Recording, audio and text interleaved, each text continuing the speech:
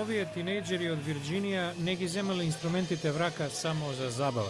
Тие посетуваат музичката програма Училиште за рок, што се изведува по редовната училишна настава.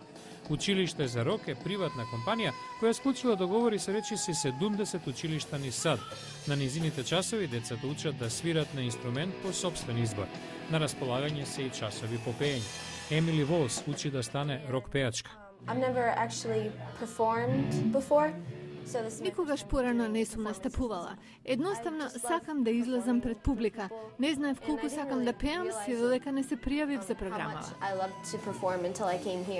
Задоволството чини $275 месечно. За оваа цена, почетниците добиваат неделни индивидуални часови и групни проби. Училиштето нуди и посложени часови, што ги држат професионални музичари. Бранден Михарес порано единствено го интересирале компјутерските игри. Во училиштето за рок вели дека научил многу повеќе од самата музика. Може да научите и кој сте однатре. Рифовите што ги свирам на некој начин ме говорат за тоа како се чувствувам. И за Крис Морхед ова е многу повеќе од забава.